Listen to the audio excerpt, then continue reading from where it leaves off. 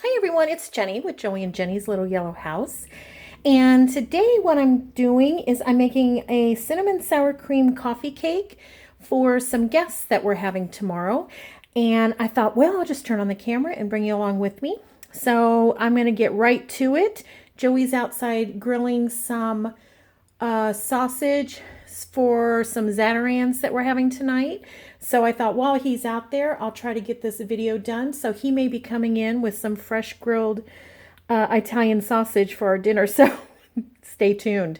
Anyways, what I've done is I've just taken a 9x13 Pyrex and I just sprayed a little bit of this on it. This is that cooking spray. You could just put a little bit of butter down if you'd like. I'm going to set this aside, bring over my mixing bowl, and I am making this off of an old printout from 2010. It's the McCormick Cinnamon Sour Cream Coffee Cake. I'll try to see if this is still available online and link it. And I follow the coffee cake recipe to a T, but I don't, as you know, measure much. So I don't follow the recipe for the crumb, but this crumb is good. There was a time where I did follow it, but I make up my own now. So I do see that I did forget one ingredient, the cinnamon. So I'm going to grab that real quick.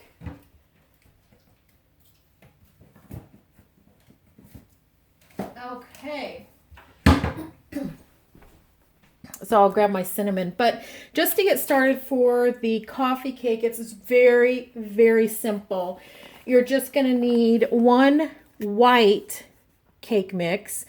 I've used this. I've used this one. And it turns out beautifully either way. So don't worry about which one you use. I am going to use this one today because I'm going to show you what I'm going to use this for in a little bit. So I'm going to set that aside. So let's get this open and in. This is a perfect weekend for this because it has been so rainy. And a coffee cake, oh, so good. Okay, so here's a couple of reasons why this is my absolute favorite coffee cake. One is because I love brown sugar cinnamon, and this I pack it full of brown sugar cinnamon. And then secondly is because you can make this ahead, and then when you're preheating your oven the next day at 350, then you can set the refrigerated coffee cake out, and while your oven's preheating, it can kind of get a little bit of the chill off, and then you can put it in the oven, and it is so delicious. So you're going to actually bake this at 350 for 25 to 30 minutes. So I'm going to use one egg. Okay.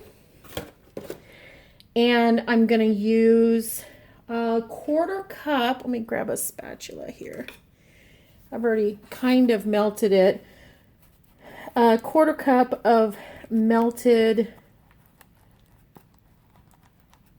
butter. That's fairly melted. We'll put that in there. I just used it in this paper bowl. I'm going to use that paper bowl again because I'm going to need a little bit more melted butter here in a minute. So let's get that scraped in there. Pretty good. All right, set that aside.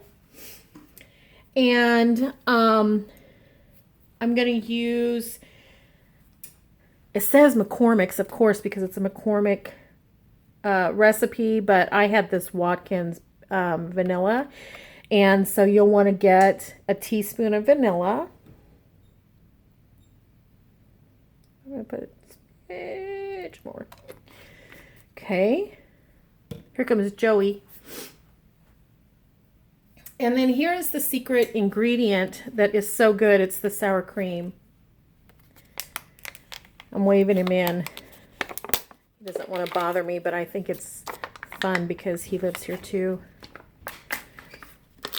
So you're just going to use Hi, babe. Hi, baby.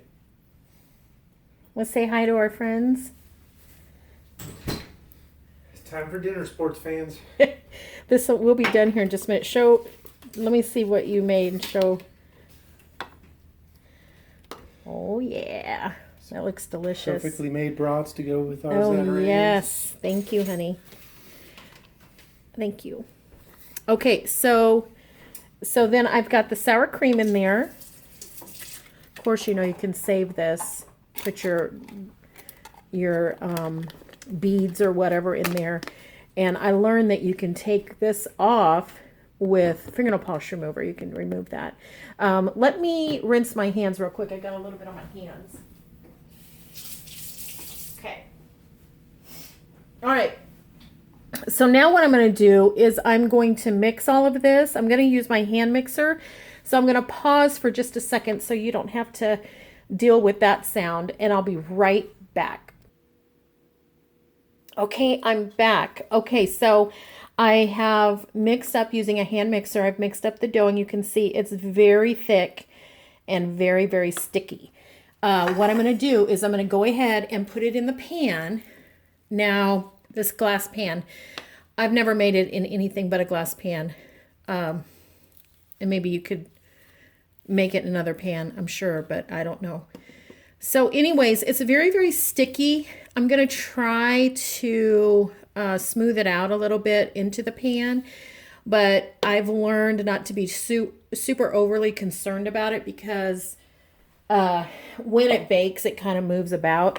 Plus, I'm going to put this crumb on it, and once I put the crumb on it, it's a little easier to move around. Excuse me.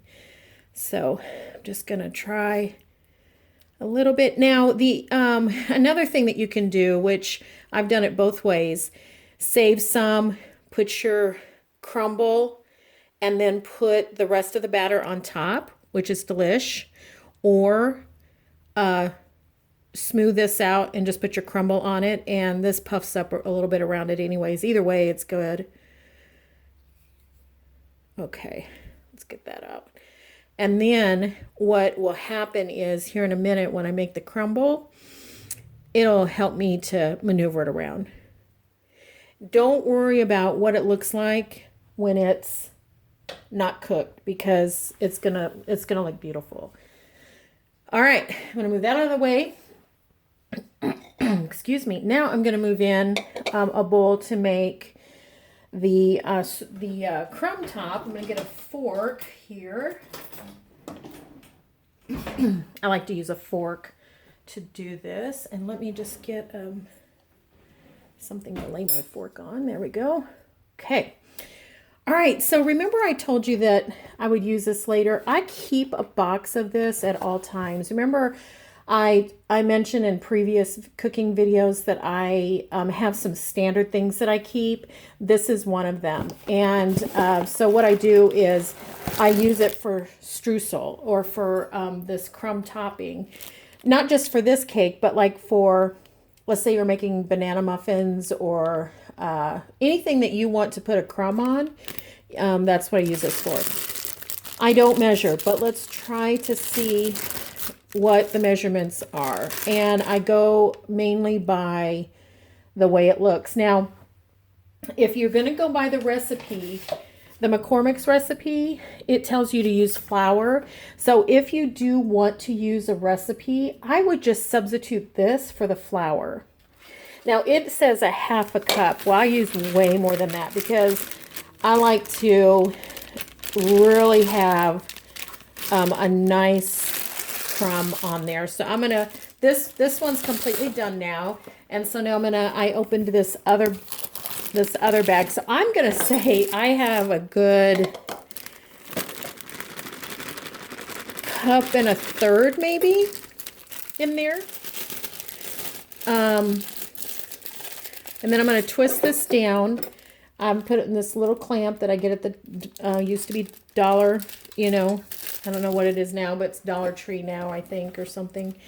Anyways, I'm going to put it back in here, back in the box. And then what I like to do is, so that I don't think that I have a full box, is I like to push the sides in like that.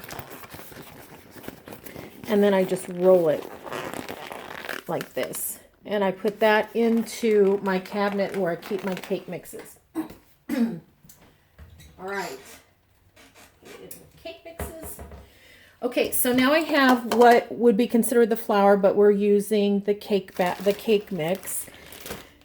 Now I'm going to get I put my brown sugar, I snap it really good too, and I put it inside of a Ziploc because I want it super fresh. I don't like it to be hard when I'm ready to use it, so I like to double it up.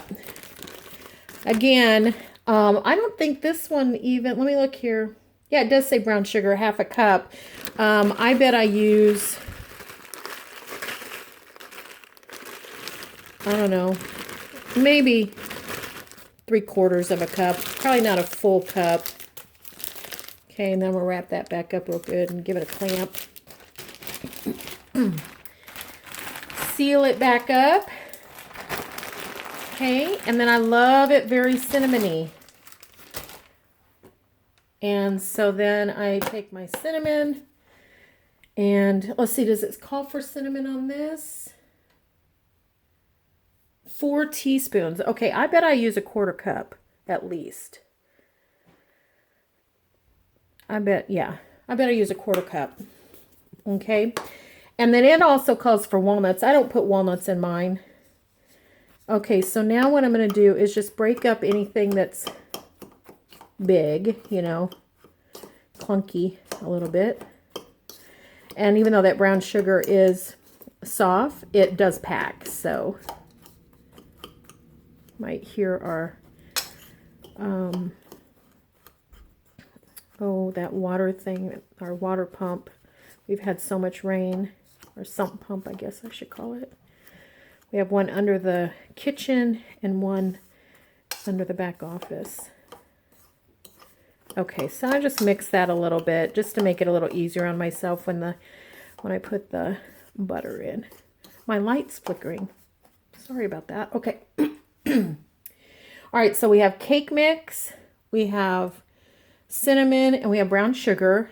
And then I'm going to pour melted. You could use softened, which I think sometimes is even better. But mine melted it was softened, then it melted while I was waiting. And then I'm just going to gently, with a fork, I'm not going to stir it. I'm going to try to gently keep this to where it just crumbles.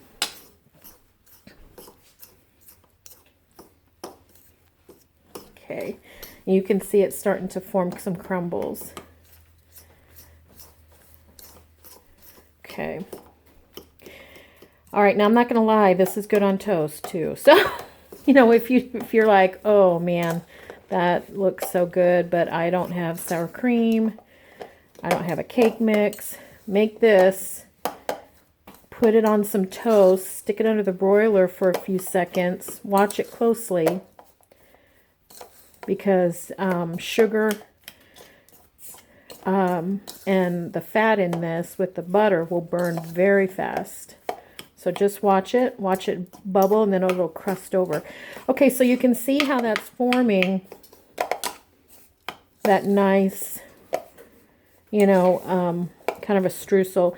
Now, if you found it to be too wet and you're like, oh, that doesn't look anything like little rocks or anything like that, then just add a little bit more of the cake batter or the cake flour that we used. Okay, I think that looks good. So now, oops, sorry about that. Now I'm going to just dump it on. There's a little bit on the bottom that needs some butter mixed in. Now I know that looks like a lot, and it is. It's probably double what the recipe calls for, but I can't help it. I love it so much. It's so addictive. Okay, so see how I'm just kind of gently pushing that in, but all the while I'm also pushing the batter. Otherwise, the batter is just so sticky with that sour cream. You can't hardly get it to move on that, the glass that's been greased. So Okay, but this, once you get this on, it kind of helps grip a little bit. You can do that. Okay. Now, don't worry about not having enough sweet to go all the way to the corners, because once it comes out, you're going to pour some white frosting on it. It's going to be so good. It's going to be so good. It's plenty to share. So, little goes a long way with this because it is super rich, super rich. Okay, so I'm going to bake that. And I'm going to bake that 25 to 30 minutes. I like mine the white to be a golden brown. And then I can tell you, because it does have that sour cream in it, it has a different texture than cake. And so what I'll do is, when I think, oh, it looks like it's done, I'll give it a shake. And if it has any shake or quiver to it at all, it's not done. You can also use the toothpick method to go into the middle and check it and make sure it comes out clean. But usually about 27 minutes for me works. Then what I do is I take this and I'll put it in the microwave. You don't need the full can. You can use it if you want, but I'll put it in a little bowl, put it in the microwave, just enough to melt it. I don't want it bubbling or anything. So I think I use 15 seconds, check it, and go, 10 seconds more if I need it. And then what I like to do is cool this maybe 10 minutes, not more than that. I like it to still be hot. And then I'll just drizzle it, well, basically coat it with frosting. I mean, it's very rich coffee cake, but a little goes a long way, and it's a very nice way to treat your guests or your family members on a morning breakfast. I've made this for holiday breakfasts before. So I hope you enjoy it. I'll try to find the link and link it so you can follow the directions. And I'll also put the finished product, what it looks like completely done. I'll put pictures on our Instagram, and probably the thumbnail will be the finished product. So I hope you enjoyed watching this, and I wish you were here with us. Anyways, we pray blessings for each of you, and we want you to know that you're truly just really loved. You're so loved, and I hope you never forget that. All right, everyone. We'll see you the next time. Bye-bye.